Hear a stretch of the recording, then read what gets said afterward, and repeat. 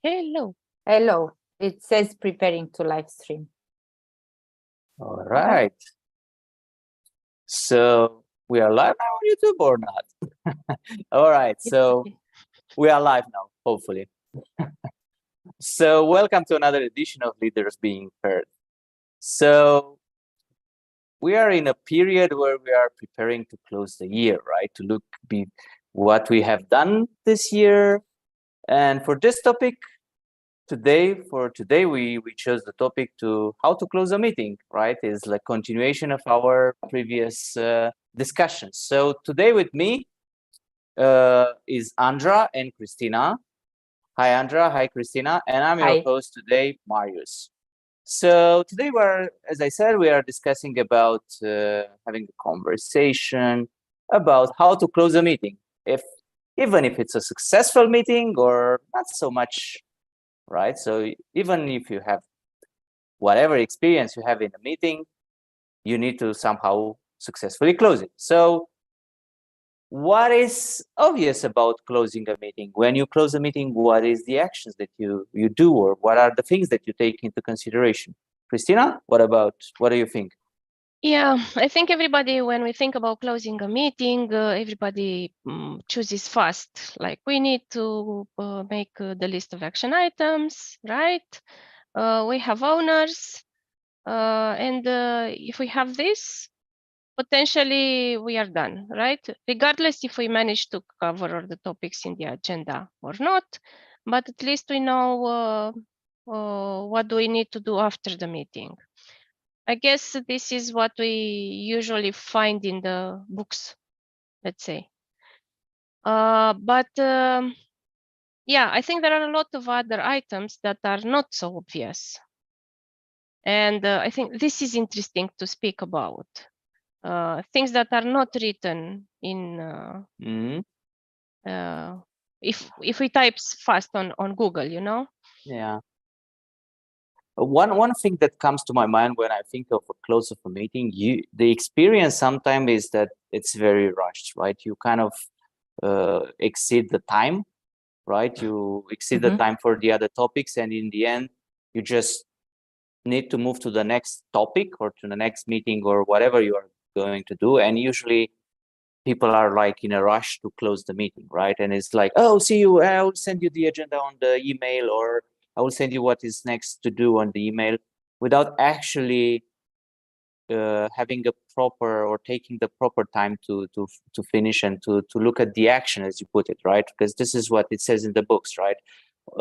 Complete and make a list of items, right? But is it the question here, when you make the items, is it something that needs to be accepted by the people, or it's not written by someone after the meeting, or needs to have some kind of acceptance for everybody in the meeting?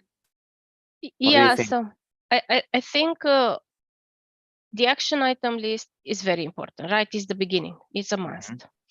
But then the fact that the owners or the responsible for the action item, the person is willing to take the action, they accept the action, they understand what needs to be done in that action. The action is specific enough in the wording, so how it is written, so that if they come back in 1 week, they understand the same thing. So for example, if I only say describe the flow and I don't mention which flow, it's not going to be okay, unless the owner will start working right after the meeting. In 1 or 2 days, nobody will remember what it was about. You know, so I think it's super important that the action items be short but specific. And even specific for people who did not attend the meeting. So provided we send the summary to a wider audience than the meeting, that the persons that were present, I think they should be able to understand what was spoken there, what was discussed, and the action items. Which reminds me, not only the action items are obvious, I rushed. We also need to send the summary. yeah, the summary is also very important. Yeah, the ideas that were discussed, not necessarily the actions. So yeah, these are the two. Mm-hmm. One more thing here, Andrea. What for you defines a proper action? Like Christina mentioned, like to be in a way clear for everybody, not just for the owner of the action. But what else do you see like attributes of the actions? Is it something else there that you can see? It's just a step back. So there can be actions that you find during the meeting, Mm-hmm. and you take notes, and at the end you make, well, as you said, might not be the time, but let's make it the idea. Yeah. Yeah, So yeah, you take the time, you summarize just to bring a bit of clarity. Okay, we looked at this topic, we look at this topic, and these are the actions that we had so far, Mm-hmm. and these are more actions that we see. And now to answer your question, how do I define an action is exactly what Christina said. Have it specific, Mm-hmm. yes, short, specific, clear. Make sure, if it's possible, that the other person is clear what needs to do, and that it has a deadline. It's important to have a deadline. And here, it's also you as the facilitator or manager, but this is afterwards, is for you to look at which of the actions are you interested in following up, to, like, you want to manage those. And at some point, but this is the after work, yes, it's they take the actions, but everybody has an interest that they are done, so you can pick which ones you will follow. So it's really interesting what you said here. So sometimes the experience is that you go to a meeting and there is no actions, or even if there are actions, there is no deadline for them, or let's put it like this, a time frame for that one. And the last thing, even sometimes you put some date, some time, right, until that is complete.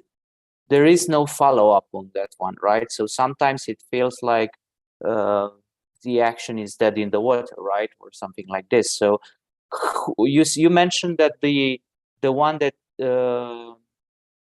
you have like somebody that does the actions, right? But who actually is accountable for that action? Is it like, because the one that is assigned to it is more or less, is the accountable, or is the one that does it? So when I say accountable, I'm referring to the one that actually makes sure that that happened.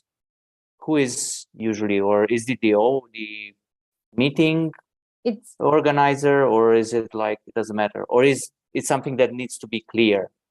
How do you follow up on this one? To answer your question, is I would say it's both. Yes, you have an action and you kind of promised I will do that, so you're responsible for it, the person who has it, and then might be the facilitator or maybe somebody else that is also like needs the result of that action. So as a facilitator, you can make sure that, okay, this is something that I want to make sure it happens, so I will get back to that person. How can I be responsible as a facilitator? I can make sure, as Christina said, that it's clear for the other person. I can ask, okay, do you want to speak again about this? Is there anything else that you need? So you give all your support to bring the clarity. And is it clear that we need it by then? Do you think there is something that you need? So you give the support to that person, maybe not in the meeting, but you can do it afterwards, or you can ask in a few days what happens with that, and or do you want us to speak again? It's more of a conversation with that person when you want to give the support. And it can happen afterwards, it can happen then, but it's also you're responsible that you give the support that it needs, if you have the input, or who else can give the input. Got it. Thank you. So, okay, so we discussed about what is the obvious, right, out of a meeting, right? Like, how do we have the action, an action plan, some responsible. Also, we look a bit at what does it mean, an effective action, let's put it like this, or something that is measurable, has some date.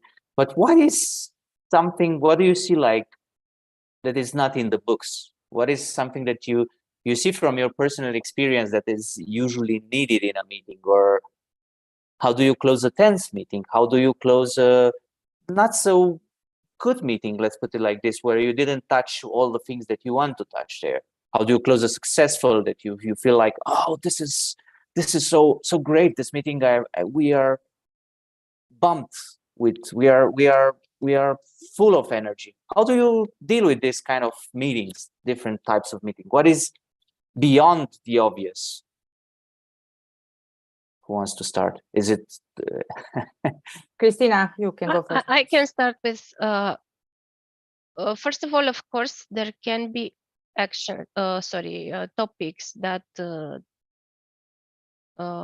team could not address in the meeting, and yeah, I think they need to be postponed. I mean, to be replanned, actually, rescheduled. Okay, so anything that left undiscussed, and it can happen, should be rescheduled for a later time. And here I think that we have items that are clear and they are technical, let's call them like that. So I had 5 items in the agenda. We only discussed 3. Okay, reschedule the rest of the 2. Okay, or somebody brought a new topic.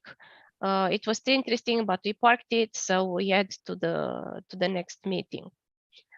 But I think from a relationship point of view between people, between team members, there might be, I don't know, disagreements, different points of view.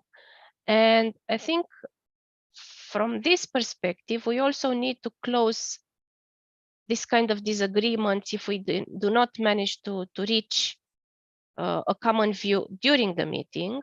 Then we need to address it at the end of the meeting. And I think Andra has a better view how to address this kind of unresolved conversations. So there is something during the meeting that pollutes basically the space in a way, right? People yes, they are obvious, they are not resolved. And the meeting went. I mean, we had the meeting. We are at the end of the meeting. What do we do with those? Do we leave them or do we not leave them? As such. Very good. So I can add, how do we deal with that? I see 2 ways. Let's say one person comes up with an issue and then you cannot address it in the meeting. Yes, and you park it and you say, okay, we will put it to look at it at the end or something like that. Or you can park it in that moment and to say, we can speak separately, the 2 of us, about this. And then you put it at the end. So, and it can be conflict between 2, task conflict or whatever, tension between 2 people or between everybody. And at the end, you can just acknowledge it. Why are you laughing? I was thinking, how does this meeting look like when everybody's arguing with everybody? It's just be honest about it. Guys, there is a kind of a tension here. Let's stop, halt, yes. And let's reorganize a bit. Don't try to hide it. Yes, it's acknowledge it. There is a tension, and it's productive sometimes when people have different opinions and the conflict is task oriented. It's productive because we see different opinions, and it's just to acknowledge it. And even at the end, like you can say, look, you had that. It's make a list.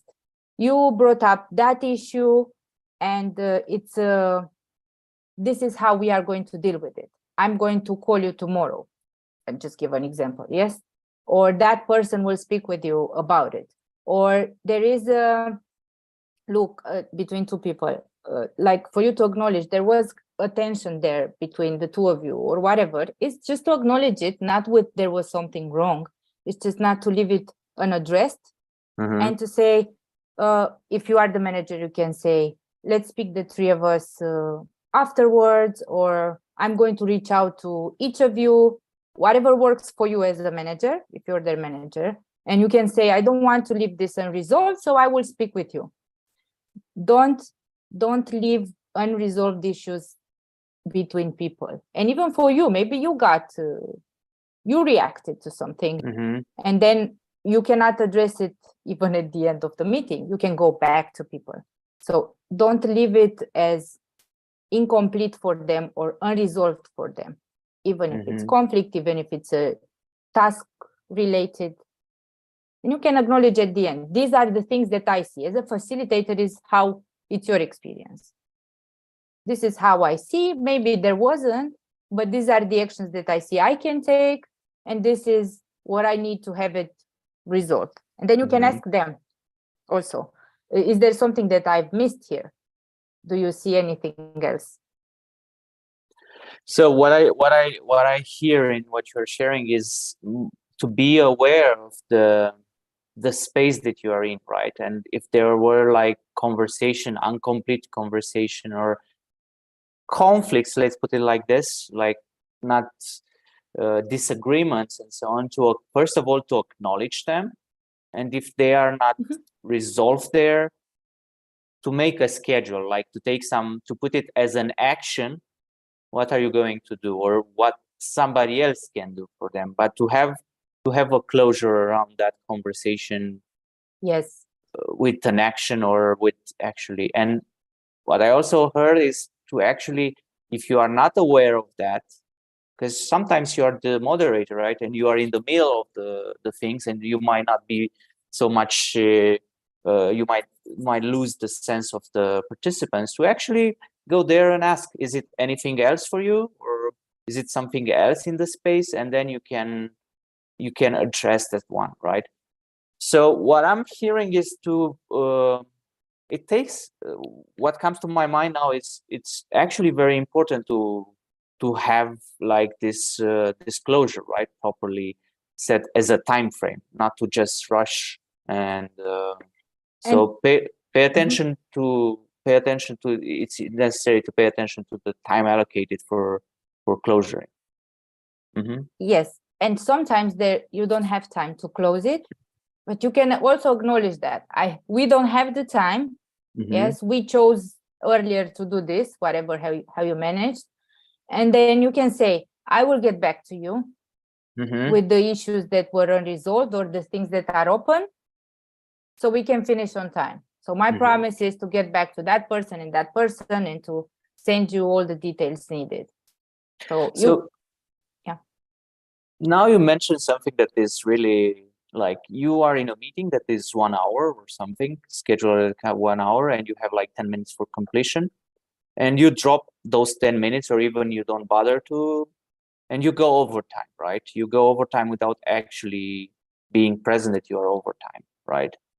So how do you deal with a meeting that is running out of time and you are overtime? Because sometimes it happens to me, for example, to be in meetings where it says 1 hour, and 1 hour and a half later you are still in a meeting and it doesn't seem like it's going to end, right? And what do you do in those cases when there is no closure? So this does not work. First of all, it's like, oh, I run out of time. Like, you can set an alarm 2 minutes before, if you know this is what you do when you facilitate. So you're responsible with the time. You don't know what other commitments people have afterwards. So it's really important, even if everybody chooses to stay longer, is to acknowledge, okay, guys, we have 2 minutes left in this session. Like, I would like to stay with a few of you, if this is what you want. Who can stay, please stay.